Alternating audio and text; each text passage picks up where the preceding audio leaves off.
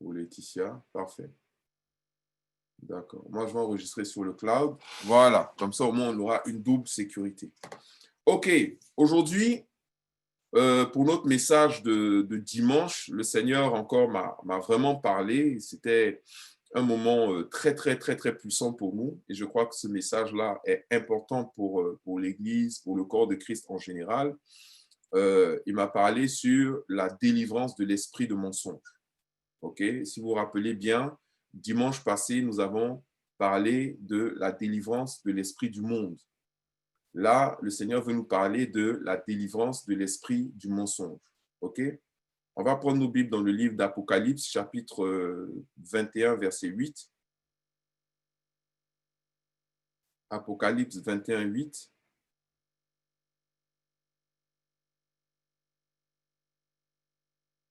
Il dit, on peut lire à partir du verset 7 même, Apocalypse 21 à partir du verset 7. Le Seigneur dit, celui qui vaincra héritera ces choses. Je serai son Dieu et il sera mon fils. Celui qui vaincra héritera ces choses. Je serai son Dieu et il sera mon fils. Amen. Celui qui va avoir la victoire, il va hériter du royaume de Dieu et l'Éternel sera son Dieu et lui sera son fils.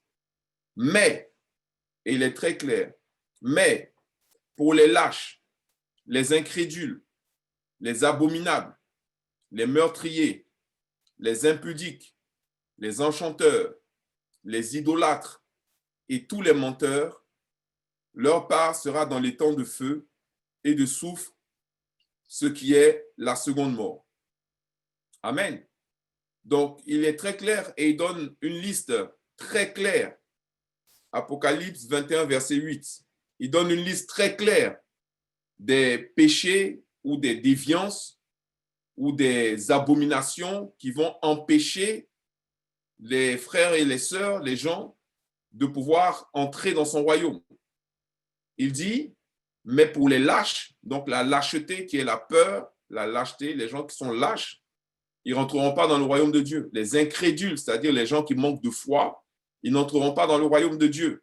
Les abominables, c'est-à-dire ceux qui commettent des abominations, les meurtriers, ceux qui commettent des meurtres, les impudiques, les enchanteurs, c'est-à-dire ceux qui font de la magie, qui font ce genre de choses-là, ils n'entreront pas dans le royaume de Dieu. Les idolâtres, ceux qui pratiquent l'idolâtrie. Hein. La dernière fois, j'ai dénoncé un acte d'idolâtrie qui est, par exemple, le sapin de Noël, qui est une grosse idolâtrie, hein, parce que c'est un culte qui est voué à un autre Dieu que l'Éternel des armées. Et j'ai même eu des levées de boucliers de certains pasteurs qui ne comprenaient pas ma prise de position par rapport à ça.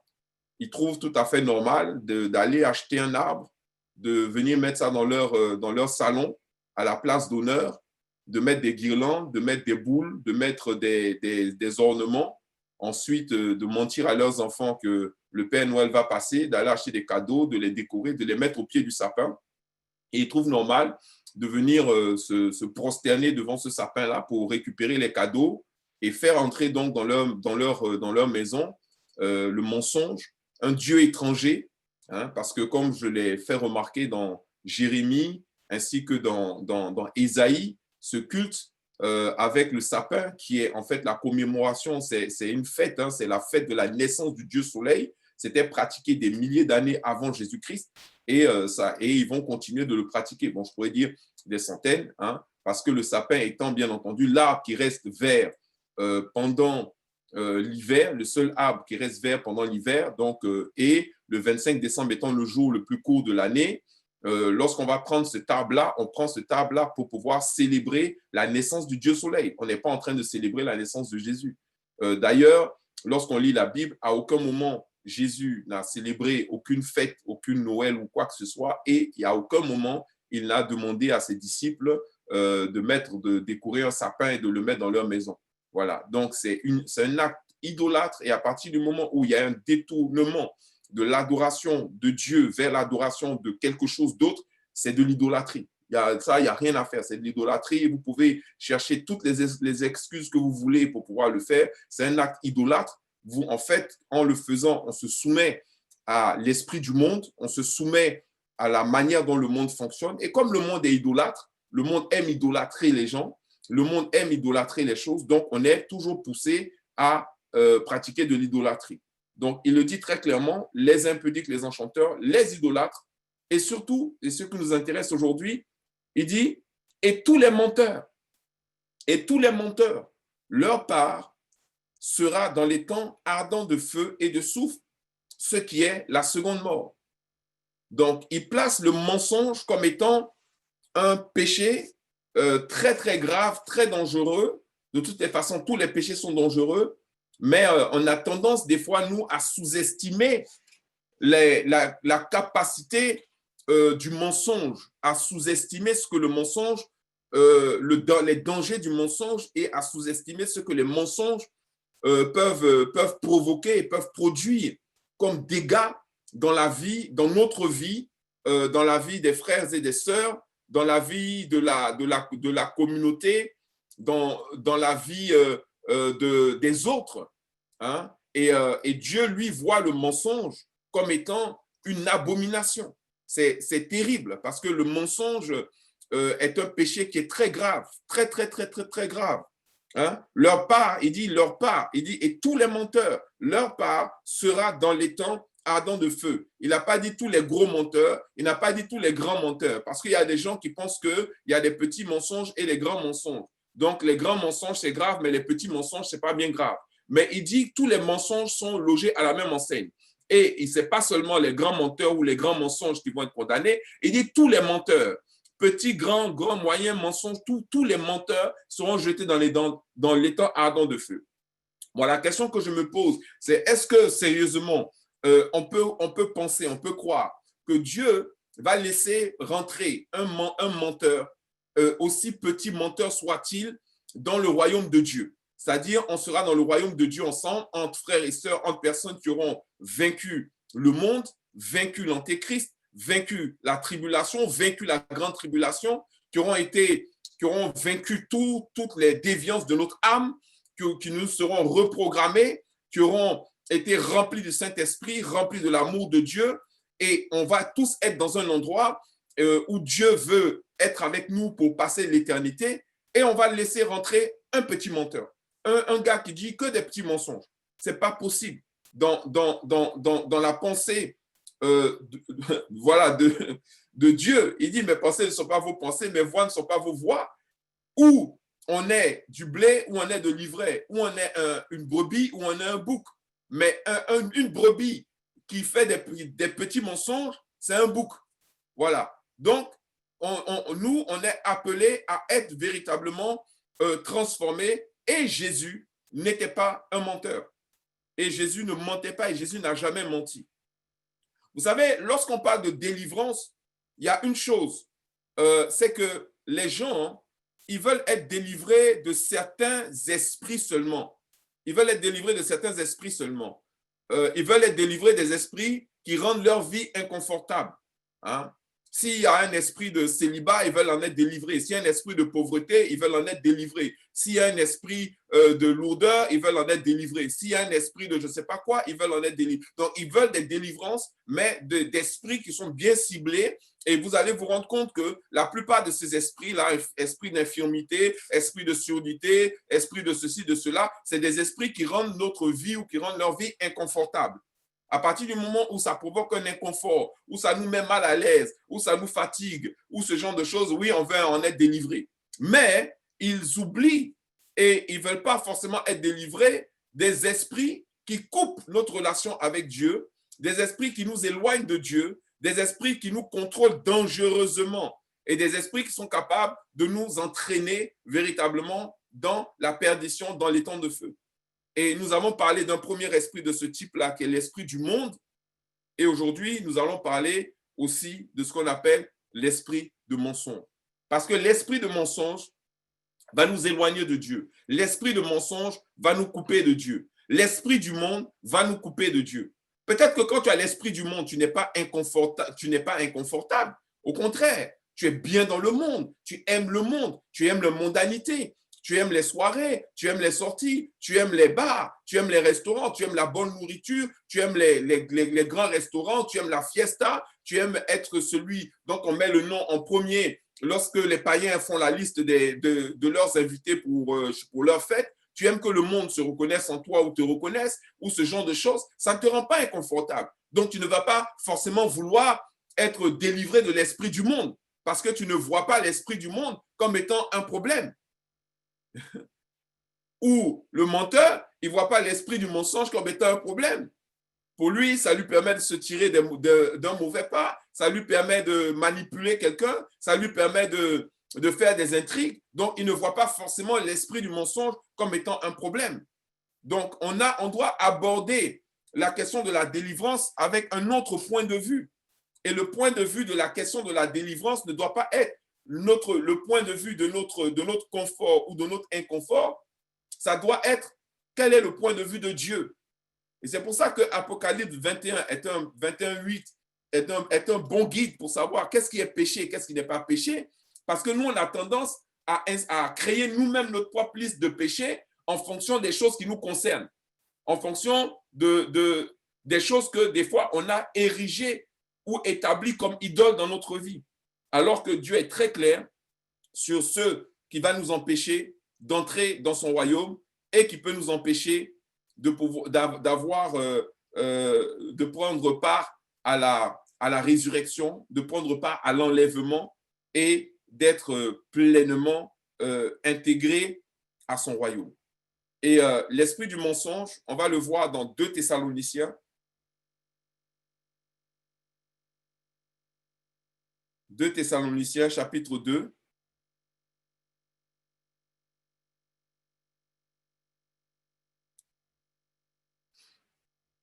Vous allez voir, ça joue un très, très grand rôle dans l'enlèvement, un très grand rôle dans notre réunion avec le Seigneur, un très grand rôle dans notre accès au royaume de Dieu, parce qu'à un moment, il va falloir que les hommes de Dieu, les pasteurs, les prophètes, les évangélistes, les chrétiens, il va falloir qu'ils fassent un choix clair et net entre la vérité et le mensonge. Très important.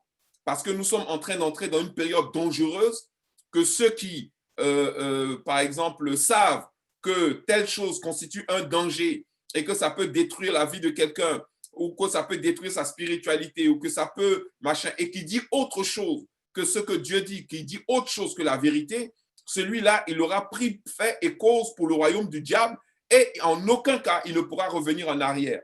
Ce dont je suis en train de parler, ça sera le genre de petit mensonge qui va engager notre vie pour l'éternité. On ne pourra pas revenir en arrière. On ne pourra pas se repentir de ça. Tu ne peux pas dire je vais mentir, je vais me repentir derrière. Ce n'est pas possible. Parce que le mensonge que tu vas véhiculer peut être la fin de quelqu'un. Donc, cette vidéo-là, si quelqu'un tombe dessus sur YouTube, Facebook ou quoi que ce soit, qu'il la partage à un maximum de personnes pour les prévenir de ce qui arrive. 2 Thessaloniciens, chapitre 2, verset 2 nous dit ceci. Il dit, pour ce qui concerne l'avènement de notre Seigneur Jésus-Christ, donc il parle très bien de notre rencontre, du retour de Jésus, l'avènement de notre Seigneur Jésus-Christ et notre réunion avec lui. Nous vous prions, frères. Donc, notre réunion avec lui, c'est l'enlèvement, le fait qu'on vienne à sa rencontre. Il dit, nous vous prions, frères, de ne pas vous laisser facilement ébranler dans votre bon sens. Ça veut dire qu'il faut toujours rester la tête froide, il faut toujours garder la capacité de sa réflexion, de ne pas vous laisser facilement ébranler dans votre bon sens et de ne pas vous laisser troubler, soit par quelques inspirations, soit par quelques paroles ou par quelques lettres qu'on dirait venir de nous, comme si le jour du Seigneur était déjà là. OK? Donc, il expliquait déjà aux chrétiens d'avant, ne soyez pas perturbés parce qu'on vous dirait que le jour du Seigneur était déjà là. Non, le jour du Seigneur, il n'est pas encore là. Pourquoi? Parce qu'il y a des choses qui doivent se faire d'abord. Il dit, verset 3, que personne ne vous séduise d'aucune manière, car il faut que l'apostasie soit arrivée auparavant. Donc, avant le retour de Jésus, on doit avoir l'apostasie. L'apostasie, c'est la chute de la foi, c'est la perte de la foi. ok, soit arrivé auparavant, et qu'on ait vu paraître l'homme du péché, le fils de la perdition. Il dit quoi? Et qu'on ait vu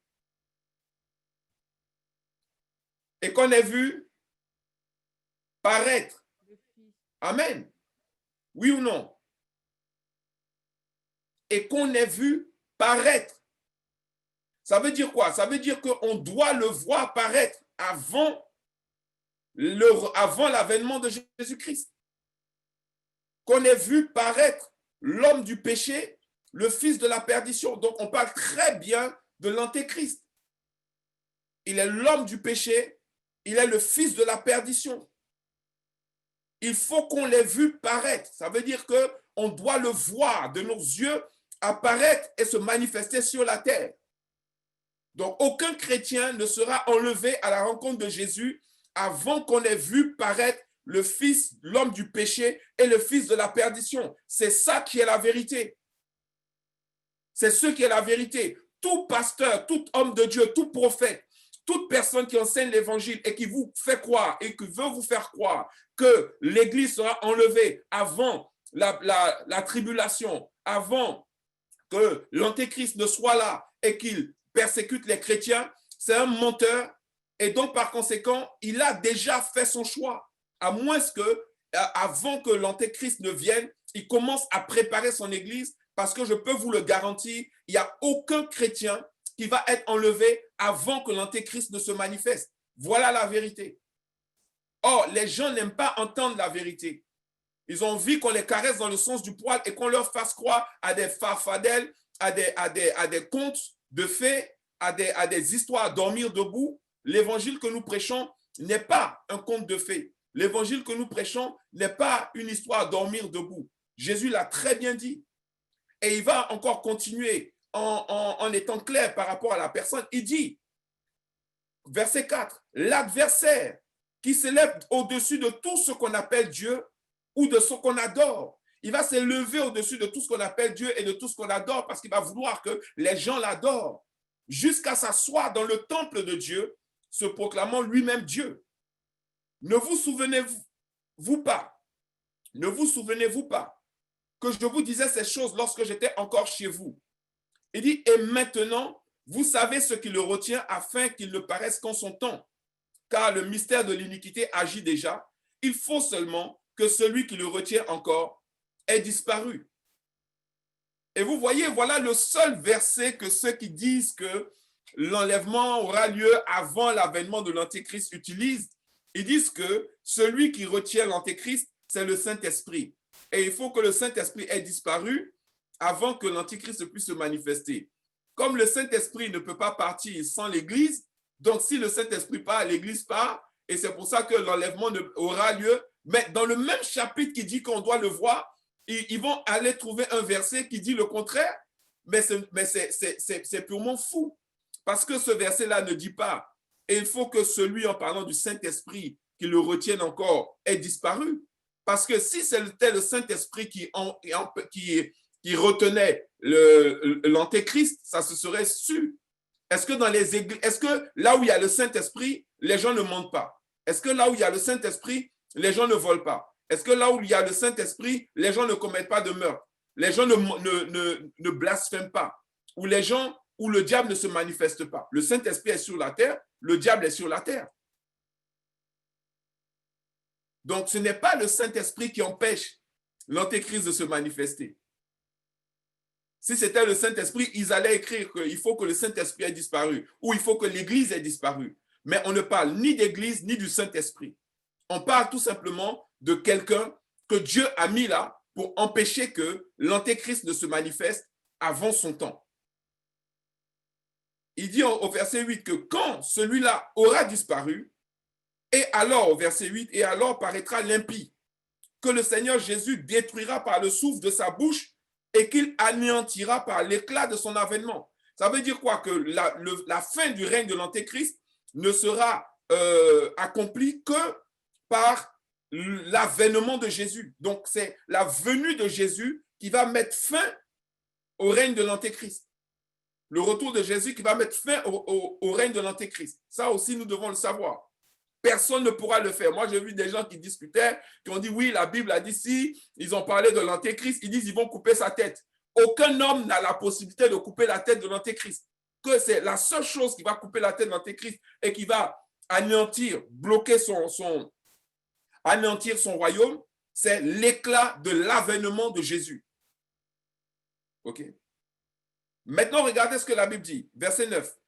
L'apparition de cet impie, c'est-à-dire de l'antéchrist, se fera par la puissance de Satan. L'apparition de cet impie se fera par la puissance de Satan, avec toutes sortes de miracles, de signes et de prodiges mensongers.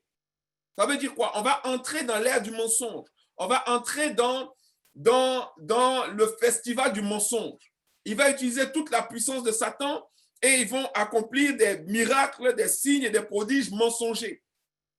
Vous savez, je vais vous parler rapidement du vaccin, mais sans m'arrêter dessus, vu que ce soir, à 21h30, je vais faire un exposé sur le vaccin à venir. Je vais juste vous faire noter quelque chose dans notre petit cercle privé, mais bien entendu, qui sera public. Notez que avant le vaccin qui va apparaître, les vaccins prenaient en moyenne 10 à 12 ans pour être trouvés. La moyenne, c'est entre 10 et 12 ans pour tous les vaccins. Il y a même certains vaccins qui ont pris 30 ans, comme le vaccin de la variole et ce genre de trucs. Jusqu'à présent, on continue de chercher le vaccin du sida. Bizarrement, il a fallu à peu près 6 mois pour trouver ce vaccin-là. C'est-à-dire, ça bat tous les records de vitesse. Je dis ça, je ne dis rien, moi je continue seulement. Mais il faut savoir que dans les derniers temps, la Bible dit que l'apparition de l'antéchrist va se faire par la puissance de Satan avec toutes sortes de miracles, de signes et de prodiges mensongers. Pour moi, un vaccin en 6 mois, c'est un miracle, c'est un prodige, et voilà, et c'est un signe. C'est extraordinaire. On n'a jamais vu ça. Il n'y a pas de vaccin de cancer, il n'y a pas de vaccin de je ne sais pas quoi. Même le palu, là, il n'y a pas son vaccin. Pourtant, ça fait au moins 200 ans, on cherche ça. Mais bizarrement, cette maladie-là, on trouve son vaccin en 6 mois. Franchement, j'applaudis. S'il y a des gens qui croient véritablement qu'on peut en 6 mois sortir un vaccin efficace, sans, comment on appelle ça, sans effet secondaire, et qui vont aller se donner pour être les cobayes de ça, vraiment que Dieu vous aide. Donc, je continue. On aura l'occasion de revenir dessus. Il dit, verset 10, et avec toutes les séductions de l'iniquité. Donc, l'avènement de l'Antéchrist va venir avec des signes, avec toute la puissance de Satan, avec des signes et des prodiges mensongers. Donc, regardez qu'il y a mensonge. Vous allez voir que les temps de la fin, il y a mensonge, mensonge, mensonge, mensonge, mensonge. Donc, ce sont des temps de grands mensonges. Et avec toutes les séductions de l'iniquité pour ceux qui périssent. Pourquoi? Parce qu'ils n'ont pas reçu l'amour de la vérité pour être sauvés. Ils n'ont pas reçu quoi? L'amour de la vérité pour être sauvés. Donc, quelqu'un ne peut pas aimer le mensonge, non, voilà, aimer la vérité et pratiquer le mensonge. Si tu aimes la vérité, il n'y a que la vérité qui va sortir de ta bouche. Tu ne peux pas aimer la vérité et puis mentir. Or, il dit quoi? Il dit que pour être sauvé, il faut aimer la vérité. Donc, celui qui ment ne sera pas sauvé. Ça, je préfère vous le dire en même temps. Donc, pour ceux qui disent, oui, on ne peut pas vivre dans la sanctification totale, un mensonge, c'est un petit péché, ce n'est qu'un petit mensonge. Mon ami, mon frère, ma soeur, tu mens, quel que soit le mensonge, il faut savoir que tu as réservé ta place dans l'étang de feu. Voilà. Donc, à partir de maintenant, tu peux encore te repentir du mensonge. Tu peux encore changer ta manière de parler. Tu peux encore changer ta bouche. Mais si, dans cette vague de folie collective, dans cette vague de mensonges qui est en train, dans ce train du mensonge qui est en train de partir, tu t'inscris dans le camp des menteurs, il faut savoir que tu ne pourras pas revenir en arrière. Parce que c'est un esprit Et il faut savoir que l'esprit du mensonge, regardez ce que la Bible dit au verset 11. Et là, pour moi, c'est le plus grave. Il dit quoi? Aussi Dieu leur envoie une puissance d'égarement. Aussi Dieu fait quoi? Il leur envoie une puissance d'égarement pour qu'ils croient au mensonge. Ça veut dire qu'on est en train d'entrer dans des temps d'accélération qui font que Dieu lui-même est pressé que la différence se fasse entre les boucs et les brebis.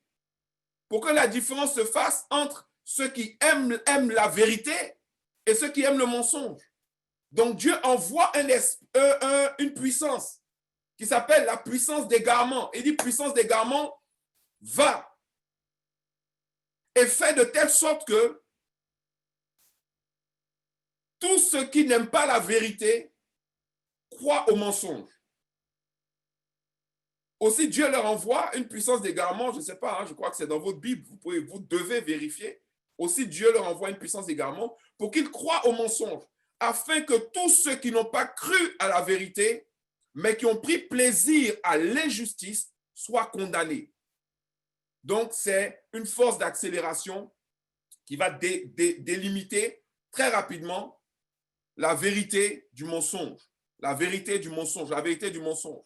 Et ceux qui sont doubles, ceux qui sont hypocrites, ceux qui sont malhonnêtes, ceux qui sont fous, ceux qui jouent un double jeu, ceux qui sont dans le calcul, ça ne sera plus possible.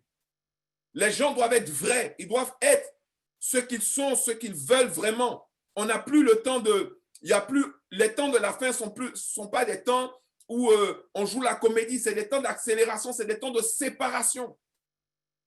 Le blé devient le blé, livré. Il n'y a pas de un peu blé, un peu ivré, un peu ivré, un peu... Non, non, non. Les menteurs d'un côté, les gens qui aiment la vérité de l'autre. Ça va se faire rapidement et ça a déjà commencé. Donc, c'est maintenant que nous devons faire notre choix lorsque nous choisissons la vérité. Amen. Est-ce que je parle à quelqu'un aujourd'hui? D'ailleurs, quand il parle des armes que nous devons... avec lesquels nous devons nous équiper. C'est dans Éphésiens chapitre 6, verset 14. Éphésiens 6, 14.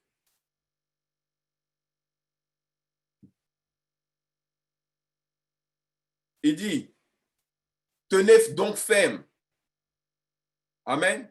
D'abord, non, il dit même au verset 13, très important. Il dit, c'est pourquoi prenez toutes les armes de Dieu afin de pouvoir résister dans le mauvais jour. Il ne dit pas dans les mauvais jours, il dit dans le mauvais jour. Parce qu'il y a un jour, là, la Bible l'appelle le pire des jours, c'est le plus mauvais des jours, en fait. Tel qu'il n'en a pas eu avant et qu'il n'y en aura pas par la suite. Donc, c'est le jour de la tribulation et de la grande tribulation. Il dit, c'est pourquoi prenez toutes les armes de Dieu afin de pouvoir résister dans le mauvais jour et tenir ferme après avoir tout surmonté. Il dit, prenez quoi? Tenez donc ferme. Ayez à vos reins la vérité pour ceinture. Ayez à vos reins la vérité pour ceinture.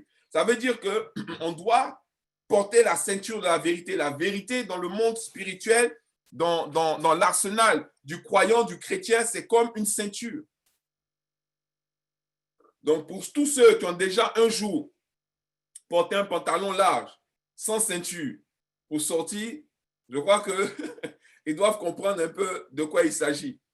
C'est-à-dire, si tu ne mets pas de ceinture ce jour-là, chaque minute, tu seras d'abord tu auras honte, tu seras mal à l'aise, tu seras inconfortable. Et chaque 2 minutes, 3 minutes, tu seras obligé de remonter ton pantalon parce que si tu n'as pas de ceinture, ton pantalon il va tomber, ta nudité va apparaître. Donc, celui qui n'a pas la ceinture de la vérité, je vous assure, il ne pourra pas, ça sera trop compliqué pour lui. C'est impossible, c'est une mission impossible. C'est comme si on te dit, bon, écoute, tu as mis un costume et tout ça, mais va à cette cérémonie, va au mariage, sans bretelles, sans ceinture et ce genre de trucs. Toi-même, tu vas dire, non, c'est bon. Il me faut une ceinture. Si je n'ai pas de ceinture, ce n'est pas possible. Donc, la vérité, la Bible dit dans les choses spirituelles, la vérité, c'est comme une ceinture. Donc, il faut sortir du mensonge. Mets la ceinture de la vérité. Alléluia. Je sais que ton voisin n'est pas à côté de toi, mais pas toi, toi-même. Dis, mets la ceinture de la vérité. Alléluia. Mets la ceinture de la vérité. On va prendre le psaume 119. Vous voyez, on peut reprocher tout. On peut reprocher tout à comment il s'appelle, à David. Mais David, ce n'était pas un menteur. David a fait des bêtises, mais il a assumé ses bêtises. Il a assumé ses bêtises. Il a porté la ceinture de la vérité. Quand il était confronté, il n'a pas menti pour aggraver sa situation. Il a dit la vérité, il s'est repenti et il a avancé. Et c'est ce David-là qui dit, dans le psaume 119, verset 29, dans le psaume 119, verset 29, il dit quoi? Il dit, éloigne de moi la voie du mensonge. Éloigne de moi la voie du mensonge. Donc, le mensonge, c'est un chemin. Éloigne de moi la voie du mensonge et accorde-moi la grâce de suivre ta loi. Je choisis la voie de la vérité. Je place tes lois sous mes yeux. Amen. Donc, il y a deux voies. Il y a la voie du mensonge et il y a la voie de la vérité. Il y a la voie du mensonge et il y a la voie de la vérité. Il dit, éloigne de moi la voie du mensonge. Donc, je ne veux pas prendre le chemin du mensonge, mais je veux suivre le chemin de la vérité. Et pour pouvoir suivre le chemin de la vérité, je place ta loi devant mes yeux. Ça veut dire que je mets ta parole devant mes yeux. Et ce que ta parole dit, c'est ce que je crois. Et ce qu'elle ne dit pas, je ne le crois pas. Donc, encore une fois, je le répète. Je le dis et que ça serve de témoignage au monde entier. Parce que jusqu'à présent, il y a des personnes qui viennent sur mes vidéos commenter, vous vous trompez, Dieu n'est pas injuste, Dieu ne peut pas permettre que machin. C'est le même discours que Pierre tenait à Jésus. Non, tu ne vas pas mourir à la croix, ce que tu dis ne va pas t'arriver. Pourquoi Dieu va permettre qu'on t'attrape et qu'on te crucifie? Est-ce que Dieu est injuste? Est-ce que Dieu est mauvais? Non, Dieu a permis qu'on crucifie Jésus, qu'on le chicote 2 fois 40 coups moins 1, qu'on le mette à la croix, qu'on le crucifie. Okay? Dieu a permis qu'il meure. Dieu a permis ensuite qu'il ressuscite. Mais Dieu a permis qu'il souffre. Et la Bible dit que vous serez glorifiés avec Jésus, Romains 8, 7, je crois, ou 8, 17, si vous souffrez avec lui. Et Jésus lui-même a dit, sur la terre, vous aurez des tribulations. C'est une promesse. Il dit, le disciple n'est pas plus grand que le maître. Ce qu'ils ont fait au maître, ils vont le faire aux disciples. Donc, si toi, avec ta sagesse humaine, tu veux venir faire croire aux gens que Dieu va empêcher qu'ils puissent avoir leur foi éprouvée, ce qui est un honneur, c'est une grâce qu'on puisse éprouver ta foi. Je vous assure que moi, là, si on éprouve ma foi, je serai trop content. Ça veut dire que si je passe l'examen, je vais être dans la liste des généraux au ciel là-bas, comme étant ceux qui ont surmonté l'épreuve. Et puis toi, tu veux qu'on m'enlève cette grâce-là, qu'on m'enlève cette épreuve de pouvoir démontrer à Dieu que j'ai une entière, absolue, totale confiance en lui. Mais si vous êtes de ceux qui tordaient les évangiles, qui tordaient les écritures pour vouloir faire croire aux gens qui ne vont pas être persécutés, qui ne vont pas connaître la tribulation, qui ne vont pas voir l'antéchrist et qui vont être enlevés avant qu'il ne vienne, vous êtes remplis d'un esprit de mensonge, vous êtes des menteurs et votre part sera dans l'étang ardent de feu. Ça, je vous le dis. Et je conseille encore à tous ceux qui vont tomber cette vidéo, si vous en connaissez un, envoyez-lui cette vidéo et qu'il vienne, Bible à la main, mettre les arguments bibliques qui disent que l'Église sera enlevée avant l'avènement de l'Antichrist. Je l'attends et je les attends. Donc, il faut être délivré en même temps de l'esprit du mensonge. Il y a la voie de la vérité, il y a la voie du mensonge. Et la voie du mensonge, c'est de mettre de côté la parole et de commencer à rentrer dans les raisonnements, de commencer à rentrer dans les discussions du genre, c'est la mère, si la mère prie, la mère a plus comment on appelle ça, d'audience. Hein, c'est comme ça qu'on explique qu'il faut prier Dieu en passant par Marie, que la maman, priez pour moi, mère de Dieu, que si la maman a plus de trucs. C'est des raisonnements humains. C'est des raisonnements qui reposent sur l'affection, qui reposent sur des sentiments. C'est comme ça que le mensonge s'introduit. Et le mensonge utilise ce qu'on appelle des artifices. Le mensonge vient toujours avec la séduction. Donc, parce qu'on voit du monde, on voit de la foule, parce qu'on voit des Mercedes ou on voit des 4x4. Oh, il doit dire la vérité. Mais la Bible dit que l'avènement de l'Antéchrist se fera avec toute la puissance de Satan, avec des signes, des prodiges mensongers. pour séduire. Quand quelqu'un vient te séduire, il ne te dit pas son essence, il ne te dit pas qui il est et ce qu'il veut faire. Ceux qui s'attendent à ce que l'antéchrist vienne et qui disent « Je suis l'antéchrist » ou « J'ai mis mon système en place, voilà mes champions, le président de tel pays, le président de tel pays, je suis en train d'asseoir mon candidat aux États-Unis et après, je vais verrouiller le monde avec un vaccin dans lequel on va mettre des nanoparticules pour pouvoir vous contrôler grâce à la 5G. » Attendez, on va dire que ceux qui dénoncent ça, c'est des complotistes, c'est des menteurs. Un peu comme quand Hitler est venu, il n'a pas dit « Je suis venu tuer tous les juifs. » Même les juifs qui montaient dans les trains là, pour aller à Auschwitz, dans les camps d'extermination, on leur disait qu'on vous envoie dans un endroit où vous allez vous reposer, vous allez rester là-bas pendant un certain temps. Et après, on va vous envoyer dans votre pays. On va vous envoyer en Israël. Et ils prenaient leurs bagages, ils montaient dans le train, ils montaient dans le train, ils pensaient que ce qu'on leur disait était vrai. Et quand on les envoyait dans les camps d'extermination, quand ils arrivaient sur place, on les envoyait dans des endroits, on leur dit non, déshabillez-vous, vous allez prendre une douche.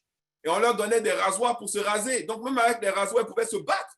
Ils pouvaient faire quelque chose pour même mourir avant qu'on les mette dans des chambres à gaz.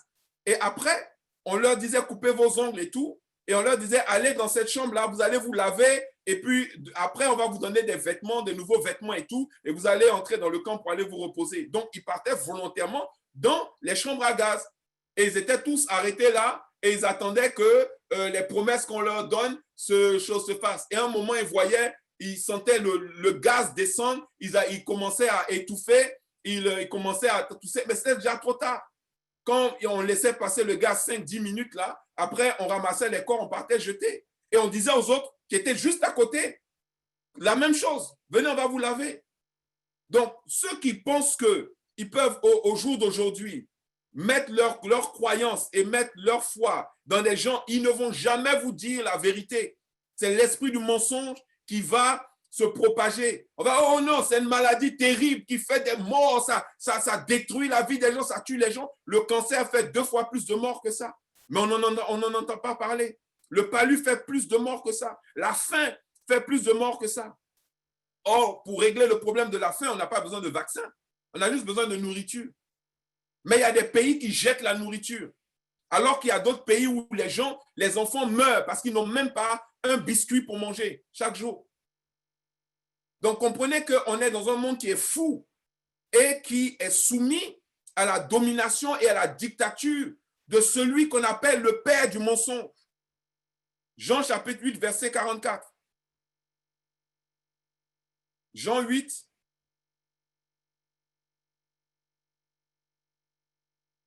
Prenez Jean chapitre 8.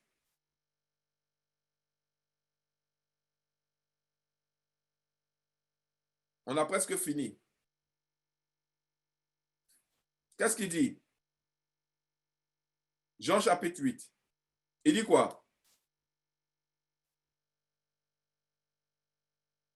Il dit, j'aime bien le verset 43 aussi quand même. On va lire aussi le verset 43. Il dit, pourquoi ne comprenez-vous pas mon langage? C'est-à-dire, pourquoi la langue que je parle, vous ne comprenez pas?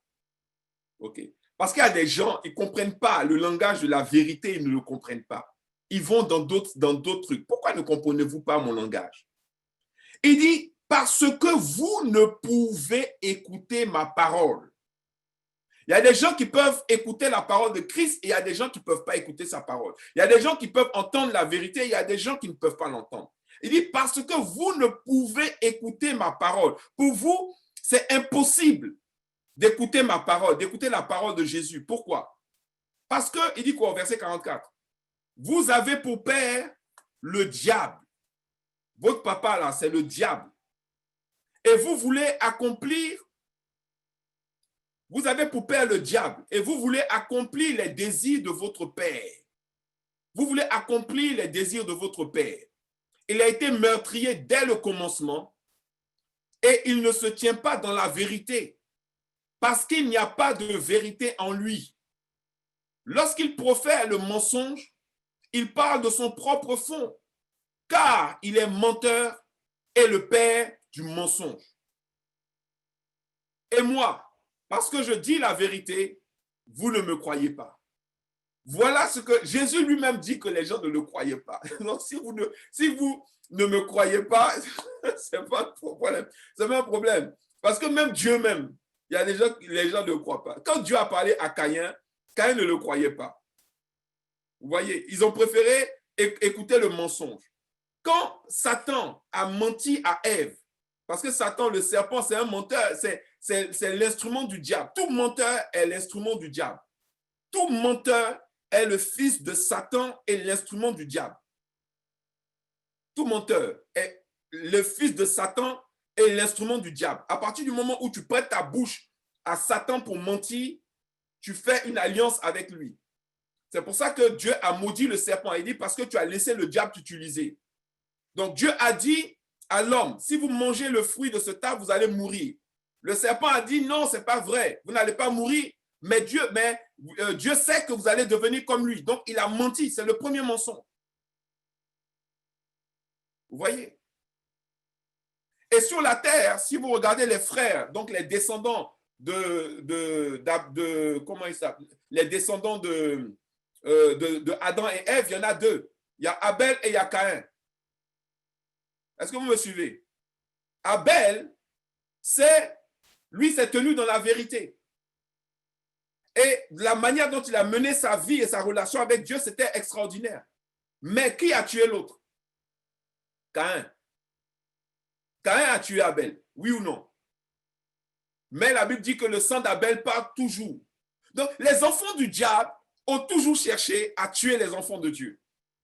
C'est un esprit qui est là depuis le livre de la Genèse. Ça n'a pas changé et ça ne va pas changer. Est-ce que vous comprenez? Là, en fait, la clé même se trouve dans Genèse. Caïn, c'est le type de l'antéchrist. C'est celui qui poursuit celui qui est béni de Dieu parce qu'il est jaloux de lui.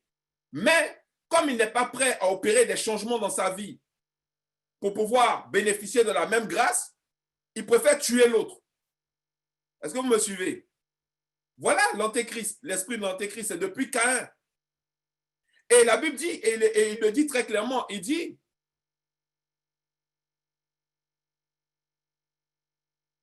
il a été meurtrier dès le commencement.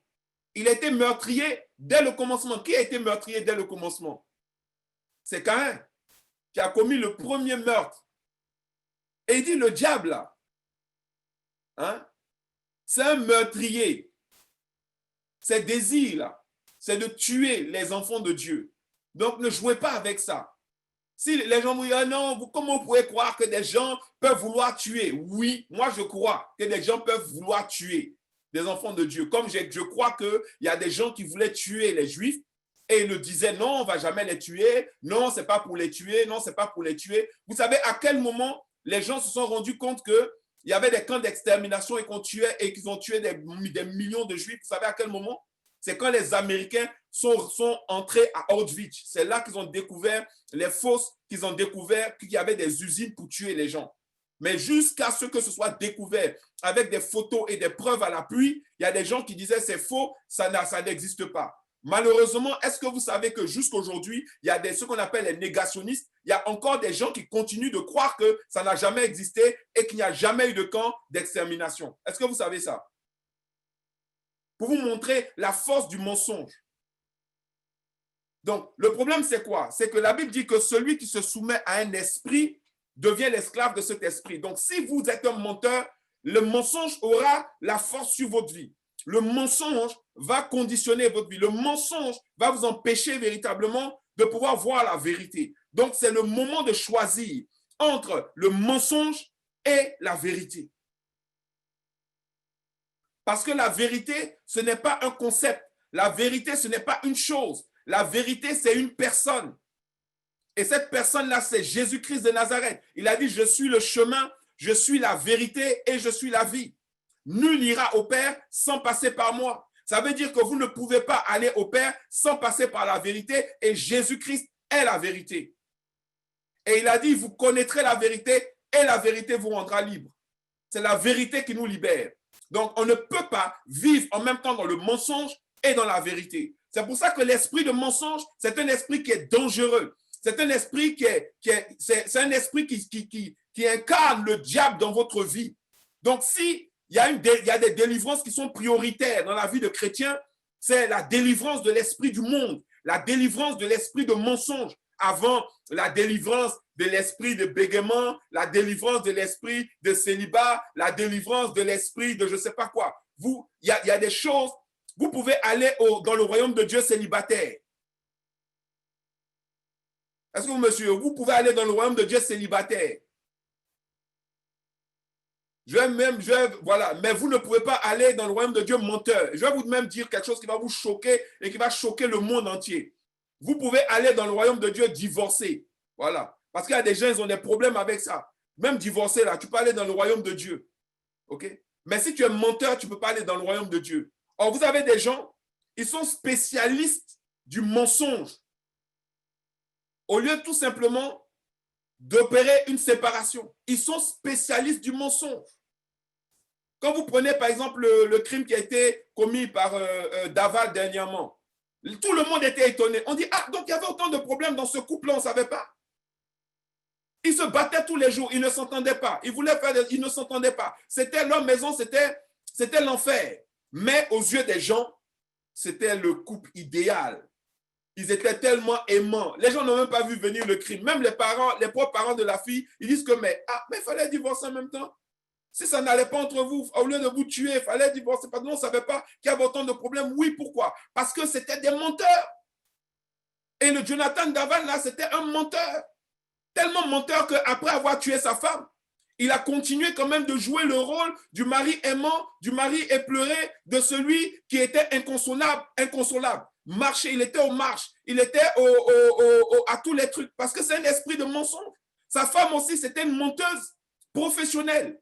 Et vous avez, malheureusement, dans le corps de Christ, beaucoup de couples, ce sont des menteurs, des menteurs, des menteurs. Il n'y a pas d'amour, il n'y a pas de pardon, il n'y a pas de partage, il n'y a pas d'entente, il n'y a rien. Mais sur Facebook, sur Instagram, sur YouTube, vous avez des images qui sont des images de mensonges. Ils font la propagande du mensonge.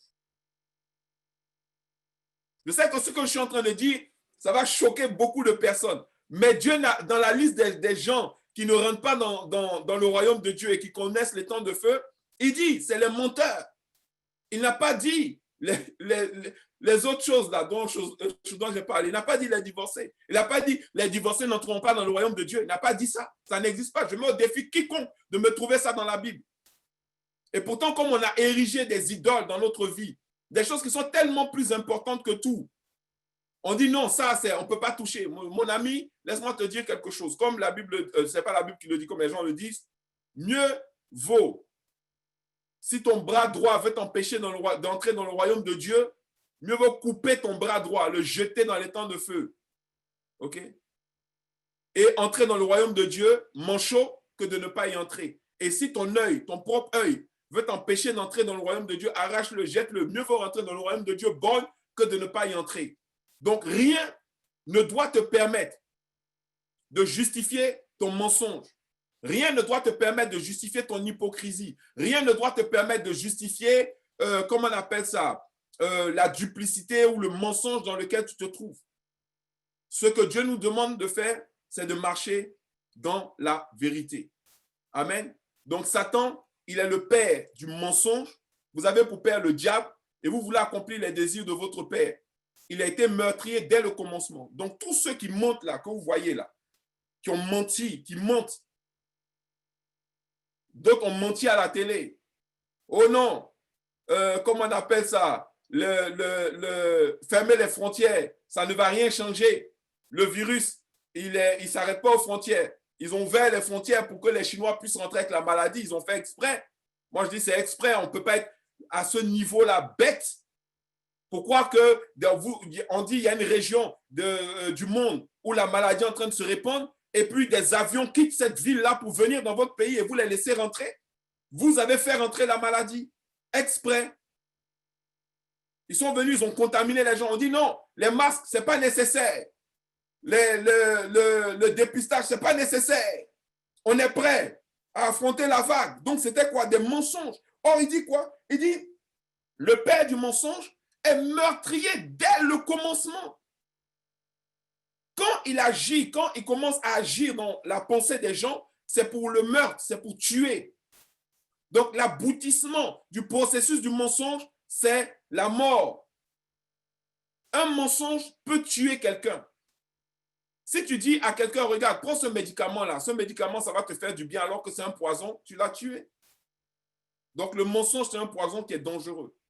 Il a été meurtrier dès le commencement et il ne se tient pas dans la vérité parce qu'il n'y a pas de vérité en lui. Lorsqu'il profère le mensonge, il parle de son propre fond car il est menteur et le père du mensonge. Et il est aussi le père des menteurs. Et moi, parce que je vous dis la vérité, vous ne me croyez pas. Parce que je vous dis la vérité, vous ne me croyez pas. Donc, il y a des gens qui ont choisi tout simplement, ça c'est Jésus qui parlait, il dit, mais parce que je vous dis la vérité, vous ne me croyez pas. Pourquoi? Parce qu'il y a des gens qui ont choisi tout simplement de croire le mensonge et de ne pas croire en la vérité à cause de leur fond. C'est pour ça que ce qui doit changer, c'est notre fond. On doit avoir l'amour de la vérité. Amen. Et je vais terminer avec ce passage-là dans le livre d'Apocalypse, chapitre 14, verset 9. Apocalypse 14, verset 9. Vous savez, ce genre de message-là, les gens ont du mal à les entendre, ont énormément de mal à les entendre. Parce que la Bible dit que dans les derniers temps, les gens vont se donner eux-mêmes leurs propres docteurs, leurs propres enseignements, qui vont prêcher en fonction de leur propre cœur. Mais ils auront du mal, en fait, à supporter des gens qui les remettent en cause, qui ne prêchent pas selon ce qu'eux, ils ont envie d'entendre, mais qui prêchent selon la vérité, ce que Dieu veut dire à un moment précis. Apocalypse 4, 14, verset 9. On va terminer dessus. Et un troisième ange les suivit en disant d'une voix forte, si quelqu'un adore la bête et son image et reçoit une marque sur son front ou sur sa main, il boira lui aussi du vin de la fureur de Dieu, versé sans mélange dans la coupe de sa colère, et il sera tourmenté dans le feu et le soufre devant les saints anges et devant l'agneau. Et la fumée de leur tourment monte au siècle des siècles, et ils n'ont de repos, ni jour ni nuit, ceux qui adorent la bête et son image, et quiconque reçoit la marque de son nom. Verset 12. C'est ici la persévérance des saints qui gardent les commandements de Dieu et la foi en Jésus. Amen. C'est simple. Là, j'ai des gens qui disent, oui, c'est une nouvelle doctrine. Nous, on a l'Esprit de Dieu en nous. Donc, même si on nous met la marque, l'onction va casser la marque, ça ne va pas marcher sur nous. Mon ami, c'est parce que la Bible a dit. La Bible dit, si tu laisses les gens te mettre ça, alors que tu les laisses te mettre ça, il faut savoir que c'est fini pour toi. Il n'y a pas aucune onction qui ne va rien casser ici. Ton onction, là, ça doit parler avant. Pour dire, non, moi, même si vous voulez me mettre en prison, même si vous voulez m'exterminer, je préfère être exterminé que de porter cette marque-là. Voilà, c'est ça, c'est là ton courage. OK? La marque de la bête, j'en parlerai ce soir à 21h30 pour qu'on sache ce que c'est. Parce qu'il ne faut pas aussi se lancer trop vite dans de la folie, en fait. Moi, je ne dis pas que le vaccin qui vient, c'est la marque de la bête. Jamais. Je n'ai pas dit le vaccin de la COVID-19, c'est la marque de la bête. La marque de la bête n'est pas le vaccin. Mais ce que je dis, c'est que la marque de la bête peut être mise dans le vaccin. OK? Donc, il y a des éléments qui vont nous permettre de comprendre qu'est-ce que c'est que la marque de la bête. OK? Maintenant, si un élément coche les différents éléments qui constituent la marque de la bête et qu'on vous dit que ces éléments-là sont rajoutés au vaccin ou sont dans le vaccin, à partir de ce moment-là, il faut faire attention. Donc, est-ce que les premiers vaccins qui vont sortir sont forcément la marque de la bête? À mon avis, mais j'en parlerai ce soir à 21h30. Je ne vais pas en parler plus tôt que prévu parce que je continue de prier par rapport à ça pour que le message soit le plus clair possible pour les enfants de Dieu, pour le corps de Christ qui sont de plus en plus nombreux en fait à suivre nos interventions. Je vais également, dans une autre vidéo, je pense peut-être mercredi, vu que nous, on se voit mardi ou lundi, je vais revenir sur ce qu'on appelle le grand reset et je vais enseigner sur le thème, le grand reset. Est-ce vraiment possible? Est-ce que c'est possible que des gens puissent faire un grand reset? Est-ce que c'est possible?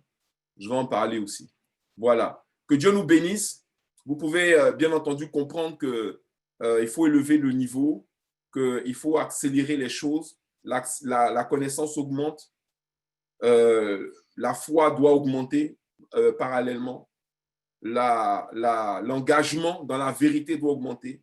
La vitesse avec laquelle on se convertit, avec laquelle on se repent, avec laquelle on change, avec laquelle on avance aussi, ça doit augmenter.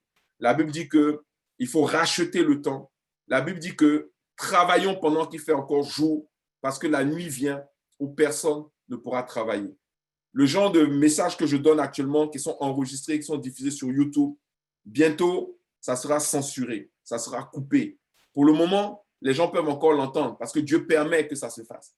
Mais il y a un moment qui va arriver, tout ce qui va à l'encontre de la pensée unique, c'est-à-dire de la pensée de l'Antéchrist, qui encourage les avortements, qui encourage l'homosexualité, qui encourage toutes ces choses-là, pour pervertir le monde au maximum, parce que lui, ce qu'il veut, c'est la destruction du monde, c'est la destruction des âmes. Il veut que le monde soit tellement rempli d'abominations que Dieu n'ait aucun autre choix que de détruire le monde une deuxième fois. Pourquoi, d'après vous, ils utilisent l'arc-en-ciel comme drapeau? Parce que quand Dieu a détruit le monde la première fois, il a donné l'arc-en-ciel comme signe qu'il n'allait plus jamais détruire la terre. Donc, ils font toutes ces abominations et ils mettent l'arc-en-ciel pour dire, tu n'as pas dit que tu ne vas plus détruire, tu ne vas pas dire que tu ne vas plus détruire, c'est juste pour lui rappeler la promesse.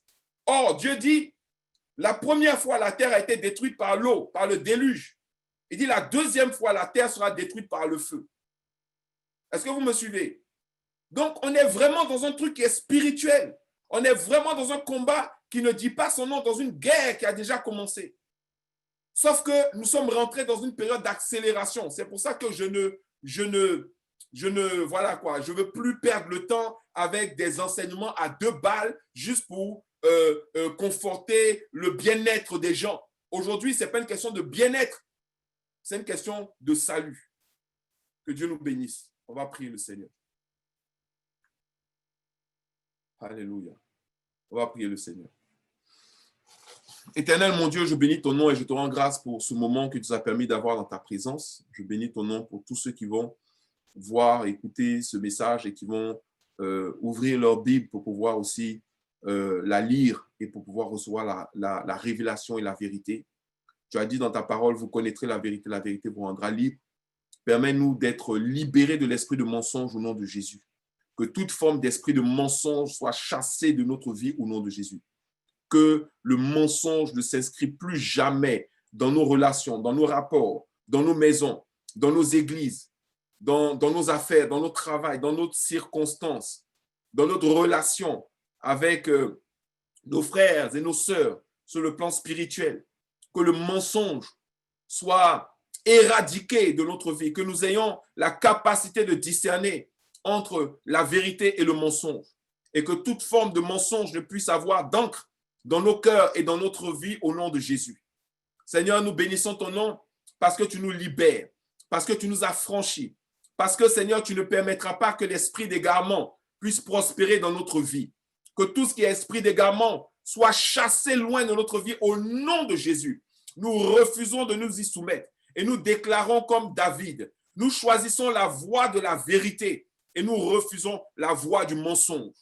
Même si cela implique des changements, des transformations, des repentances, même si cela implique des douleurs, des souffrances. Seigneur mon Dieu, nous déclarons au nom de Jésus que nous sortons du mensonge et que nous entrons dans la vérité. Au nom de Jésus, nous avons prié et nous disons tous Amen. Amen. Que Dieu vous bénisse, que le nom du Seigneur soit glorifié. Et pour ceux qui nous suivent sur les réseaux sociaux, n'hésitez pas à liker cette vidéo, à la partager et à vous abonner pour d'autres vidéos. Que Dieu vous bénisse. Shalom. Shalom à tous. Shalom. Que Dieu vous bénisse chez vous. Alléluia. Shalom, pasteur.